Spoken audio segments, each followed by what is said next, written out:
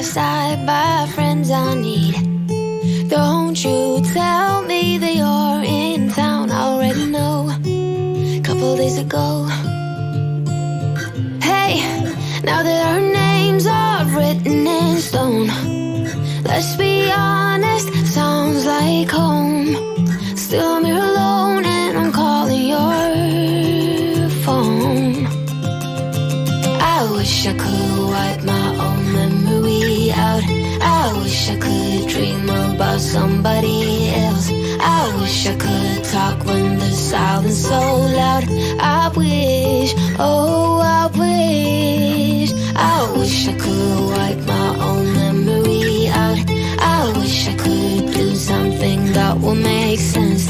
I wish I would know what you're thinking about. I wish I could wipe my own memory out.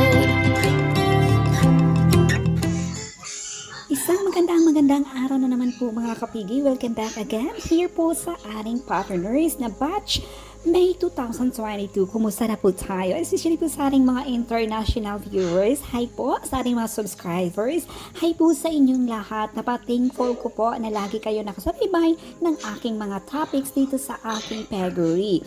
Yan ang ating pag-uusapan ngayon mga kapigi kasi bintahan na naman po sa ating 24 heads ng ating mga pigi.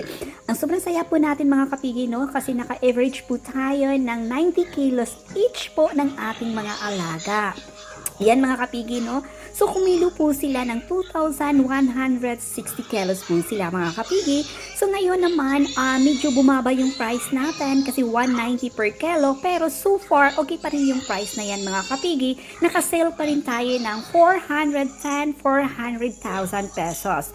So yun mga kapigi, no? So hindi pa rin siya bad sa ating mga nag-aalaga ng mga pigi ngayon o nagpipiggery.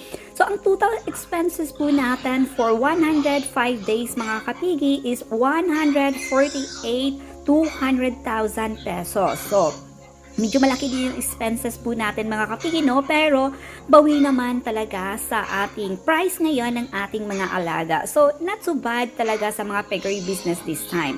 Kasama na dito mga kapigi ang ating feeds, vitamins, water, and electricity. Yan mga kapigi, yun naka-advantage mga kapigi pag cash po yung ating mga feeds.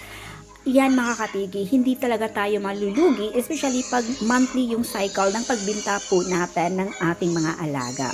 Now mga kapigi, punta tayo sa ating total net income. So for 105 days mga kapigi, naka-net income po tayo ng 262,200,000 pesos. Not so bad. Yun muna ang ating update ngayon mga kapigi, no? Ito pa rin yung host ang nagsasabing, Simply Life is a God Life. See you for the next vlog. Love, love, love!